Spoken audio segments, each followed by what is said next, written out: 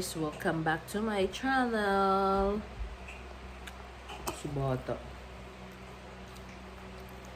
Busy pagkakain. Ito nga pala guys, yung aking 2 years old son and then my 3 months baby. Kung mapapansin nyo, hindi ako nakapag-upload ng aking pregnancy journey for my baby number 2 dito sa aking channel. Kasi naman, sobrang sakit talaga ng aking nararamdaman. Kaya hindi ako nakapag-vlog ng time na yun. Hindi paghawak ng cellphone at mag-video, hindi ko magawa kasi sobrang sakit na talaga ng aking nararamdaman sa aking pagle-labor. So, nanganak nga pala ako guys is February 14. Diba? Valentine's Day. Hi! Hi!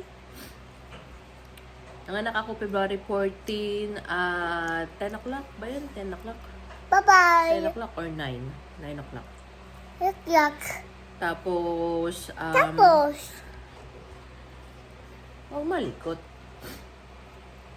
Patayin, di ba? Ganito kami magbablog.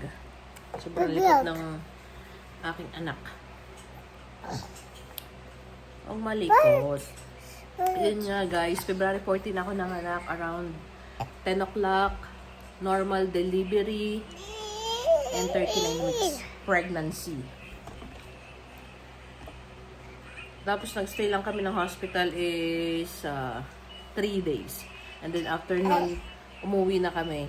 Kasi inintay lang namin yung resulta ng mga test ni baby. Tapos yung ginawa nila kay baby na check yung health ni baby kung okay naman lahat. Wala naman naging problema.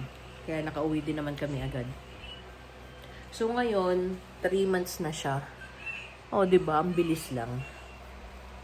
Kaya kung mapapansin nyo, wala akong birth vlog sa aking YouTube channel for my baby number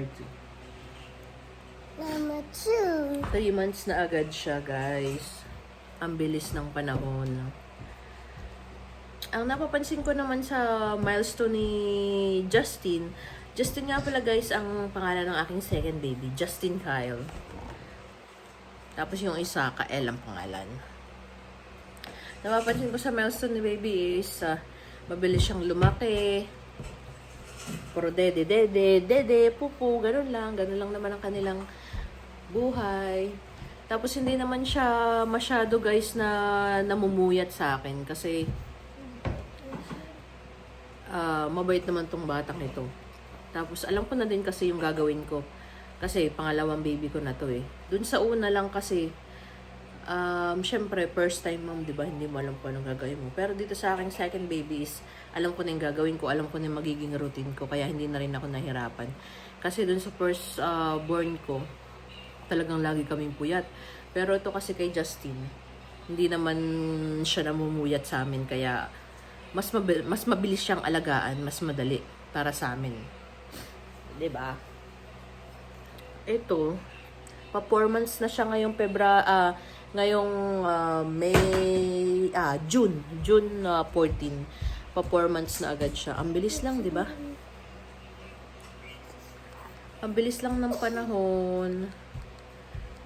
Tapos by June 17 ay may second vaccine ulit si Justin. Nakapag first vaccine na siya.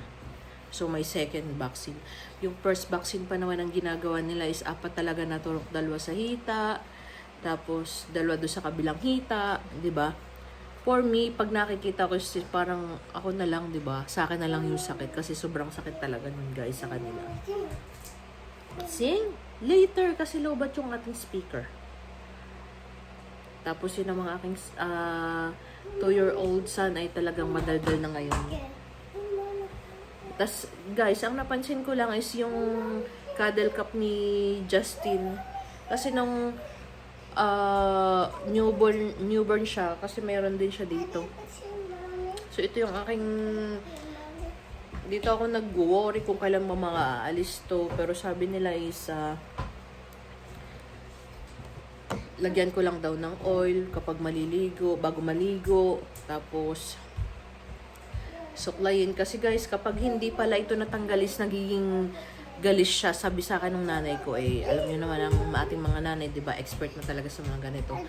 Kaya ang ginagawa ko is talagang bago siya maligo is nilalagyan ko siya ng oil. Tapos binababad ko muna in 10 to 15 minutes. Tsaka ko siya susuklayin. Natatanggal na naman yung iba. Pero guys, nung unang-una kasi, sobrang dami nito. Bali, ang ginawa ko lang is, hinayaan ko lang kasi hindi ko naman alam na ito pala. Sinusuklay pala siya, tapos tinatanggal. Eh, hindi ko naman alam. Kasi wala naman na ganito si Kael noon. Kaya, hindi mo ako nag-worry. So, nakita nila, sabi nila sa akin is, tanggalin ko daw, lagyan ko daw ng oil, ganun. So, yun ang ginawa ko. Nabawasan naman. Nabawasan na to eh. Eh, ngayon lang, parang bumabalik yung iba. Tapos, may nabili ako kahapon na cream para dito. So, ang ginawa ko is binabad ko overnight. Tapos mamaya, susuklayin ko. Pero hindi ko kasi muna siya mapaliguan kasi sinisipon. Grabe yung sipon niya nung mga nakaraang araw. Kaya sabi ko, baka bukas ko na lang siya liguan. Kasi ang ligo ko talaga dito guys kay Justin kapag wala siyang nararamdaman o wala siyang sipon is 3 times a day talaga siya naliligo. Kasi guys, sobrang init din dito naman sa amin. Ngayon, parang temperature ngayon is 33. Sobrang init. Wala pa pala yun. Kasi minsan, umaabot pa nga ng 40 yun eh. Ang temperature dito. So, nakakatuwa naman kasi itong mga anak ko naman is mababait. Wala naman silang nagiging problema. Yun nga lang, minsan kapag talagang may gustong gusto na panoodin, lalo na yung isa, gusto lagi silipat-lipat. Syempre, nililipat ko na lang yung TV kaysa mag-away kami. Tapos hindi na rin ako masyado nakakanood dito sa TV kasi nagagalit siya kapag nililipat ko. Diba? Ito naman, si baby naman, ang ginagawa lang talaga na ito is tulog, milk, pupu, yun lang naman ginagawa niya. Tapos one time, pinatry ko siya ng ibang Similac. Ito si Justin, kasi Similac din guys yung aking ginagamit na milk dito kay Justin.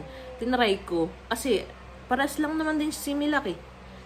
Pero bakit parang ang nangyayari is nagtatai siya? So, ang ginawa namin is, in-stop ko na siya muna yung ganong Similac. Tapos, binalik na lang namin sa dati. Kasi naawa ko kay Justin. Kasi, pupupo nga siya ng mayat maya. Eh, naaawa naman ako sa kanya. Kaya sabi ko dun sa husband ko is, palitan na lang namin ulit nung dati niyang Similac. Ayun naman, naging okay naman siya. Say hi! Tapos yun guys, ganito lang yung buhay namin. Everyday, with the kids. Hi. Ito, lagi kaming ganito. Okay lang naman. Masaya naman kasi nakikita ko yung milestone nilang magkapatid. Minsan nga lang, kapatid niya is nanggigigil dito sa isa. Kaya laging umiiyak. So, yun lang naman guys, yung aking na-share sa aking vlog. Kasi nga, hindi ako vlog. Hindi rin ako makapag-vlog kasi sobrang busy nga guys. So, itatry ko ulit na mag-vlog ng aming buhay dito with my toddler and my baby. Diba? Sa totoo lang, guys, mahirap talagang mag-alaga ng 2 years old at saka ganito, newborn. Pero, kinakaya ko naman. Kinakaya ko naman yung pag-aalaga sa kanilang dalawa. So, soon, baka papuntahin ulit namin dito yung mother ko kasi babalik na ulit ako sa work. Soon pa naman, balitaan ko kayo kung kailan. So, yun lang naman guys, yung aking vlog for today. See you again on my next vlog. Say bye-bye. Bye-bye. Bye-bye. Ingat. Say bye-bye. Ingat. Bye-bye, ingat. Take care. Bye-bye. See ya. Bye-bye, hiya. Sasabi, bye. See ya. Oh, pati mo na.